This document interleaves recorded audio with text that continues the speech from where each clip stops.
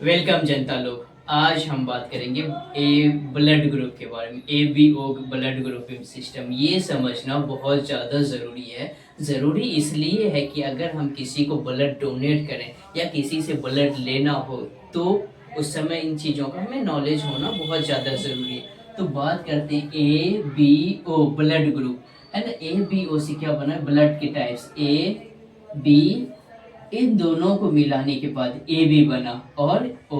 कितने हो गए? 4 टाइप्स के हो गए। अगर कोई पूछे कि ब्लड के कितने टाइप्स होते हैं, there are 4 types of the blood. अब हम बात करते हैं कि ये वाला ब्लड कौन किसको डोनेट कर सकता है ना। डोनेशन की बात करेंगे। अगर मैं डोनेट का मतलब किसी को देना, ए वाला ब्लड सिर्फ ए और ए बी को, दो लोगों को दे सकता है। बी वाला मेरा ब्लड जो होता है वो बी को देगा और ए बी को देगा। ये ऐसा दोनों में देखो, ए बी कॉमन आ रहा है, इसलिए आ रहा है। इन दोनों को मिलाने के बाद ए बी बनता है, तो सिर्फ डोनेट कर सकता है। अब बात आती है कि ए बी ये किसको डोनेट करेगा? ये सिर्फ ए बी को ही डोनेट करेगा, इसके अलावा किसी को डोनेट नहीं करेगा। अब रहता है ओ। ओ सभी को डोनेट करेगा, हर किसी को डोनेट करता है। जैसे ए को भी डोनेट करेगा, बी को भी डोनेट करेगा, ए बी और ओ चारों ब्लड टाइप्स को डोनेट करेगा। कैन रिसीव, अब किससे ले सकता है वो देखते हैं। ए वाले ए से लेगा और ओ से लेगा, बी वाले बी से लेगा और ओ से लेगा। जो ए बी ब्लड टाइप्स होता है, ए बी है ना, ये किसको दे, किससे रिसीव करेगा? ए से करेगा, बी से करेगा, ए बी और ओ चारों से करेगा, हर किसी से भी रिसीव कर सकता है। अब ओ वाला सिर्फ ओ से रिसीव करेगा। अब यहाँ पे एक अहम चीज है कि किसको देगा, किससे लेगा। यहाँ पे है ना ओनली वन, और ये ऑल ऑल ओनली बी, ऐसा इसलिए है। देखो, जो मेरा ओ ब्लड होता है, O blood, O is universal donor. O के पास ऐसी पावर है कि ये हर किसी को डोनेट कर सकता है। और ए बी जो है हर किसी से रिसीव कर सकता है। देखो है ना लिखा हुआ, A B receive all, O can donate all, है ना। ये चीजें हैं। अब हम इनसे दो चीज और समझते हैं कि एंटीजेंस। एंटीजेंस क्या होता है कि अगर आपका ब्लड ए है तो आपके ब्लड के पास आरबीसी में ब्लड ए ग्रुप है तो आपका एंटीजेंस ए ही होगा। बी है तो बी होगा। अगर आपके पास ब्लड ओ है, RBC carry neither A nor be, इसके पास कोई कैरी करने का पावर नहीं होता है, ना तो ए को कैरी करता है ना तो बी का। इसीलिए इसको कहा गया है ओनली कैन रिसीव ओ। ओ से ही रिसीव करेगा, बिकॉज इसका कोई एंटीजेंस नहीं, इस वजह से ये सिर्फ ओ से ही लेगा। अब एंटीबॉडीज, एंटीबॉडीज वो चीज होता है कि अगर हमारे ब्लड में कोई इन्फेक्शन या कोई फॉरेन पार्टिकल्स आ गया है तो उन चीजों से बचाता है, उन चीजों को खत्म करता है। देखो पढ़ते हैं प्लाज्मा फाइटर, है ना। प्लाज्मा फाइटर ब्लड में हमने पढ़ा कि प्लाज्मा होता है, उन चीजों से लड़ता है। It's protein, antibodies is a protein in your plasma. Antibodies क्या होता है? प्रोटीन होता है आपके प्लाज्मा। प्लाज्मा बोले तो आपके ब्लड में। एंड अटैक फॉरेन एंटीजेंस, और जो बाहर वाले एंटीजेंस होता है उनसे लड़ता है।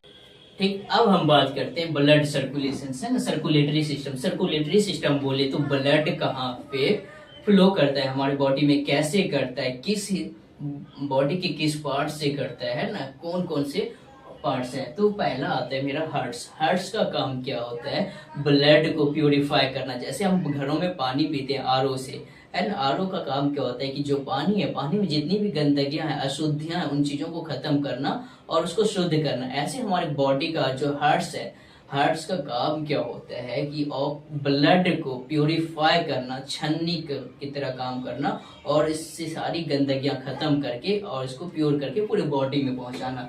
हर एक आता है मेरा आर्टरीज आता है। आर्टरीज का काम क्या? Oxygenated blood carries oxygenated blood away from the heart.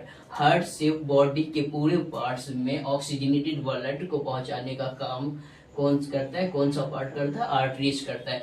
Veins का काम क्या करता है? कैरी डीऑक्सीजनेटेड ब्लड, ये डीऑक्सीजनेटेड ब्लड हार्ट से बाहर करता है ना, back to the heart. Heart के पास वेन्स का काम क्या है? Carry deoxygenated blood back to the heart. Heart के पास डीऑक्सीजनेटेड, जो कि जिसमें ऑक्सीजन नहीं मिला, उस ब्लड को हार्ट के पास लाना और उसमें ऑक्सीजन मिला के पूरे बॉडी तक पहुंचाना। अब कैपिलरीज, ये भी हार्ट का एक पार्ट है कि कैपिलरीज, कैपिलरीज क्या होता है, बहुत छोटा होता है, थीन्ड होता है, छोटा बहुत पतला बॉल होता है, वेसल्स वेयर एक्सचेंज, जहां से ब्लड में जो एक्सचेंज होता है, जैसे कि ऑक्सीजन, सांस लेते वक्त oxygen, nutritions, carbon dioxide, waste occur between body tissues, ये काम होता है। अगर बात करें तो इसके दो पार्ट्स होते हैं, टू सर्किट्स होते हैं सर्कुलेटरी सिस्टम के, है ना। एक सिस्टमेटिक सर्कुलेटरी सर्कुलेशंस होता है। सिस्टमेटिक सर्कुलेशंस में क्या होता है, कैरीज ऑक्सीजनेटेड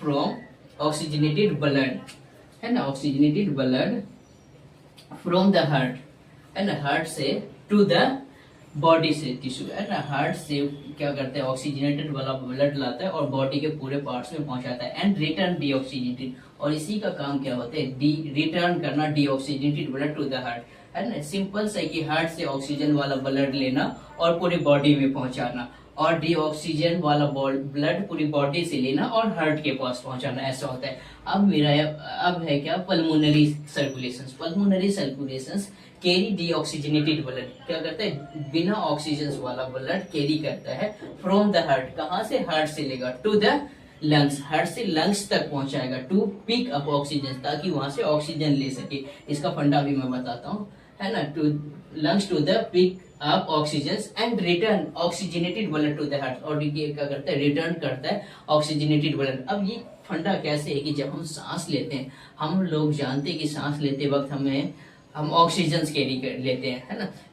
इनहेल करते समय ऑक्सीजन आता है जो कि लंग्स के पास रहता है, लंग्स का, और हम छोड़ते क्या, CO2 कार्बन डाइऑक्साइड छोड़ते हैं। तो जो लंग्स ऑक्सीजन पहुंचता है, हार्ट, ये जो मेरा पल्मोनरी सर्कुलेशन होता है, ये क्या करता है, डीऑक्सीजनेटेड ब्लड को लंग्स तक पहुंचाता है।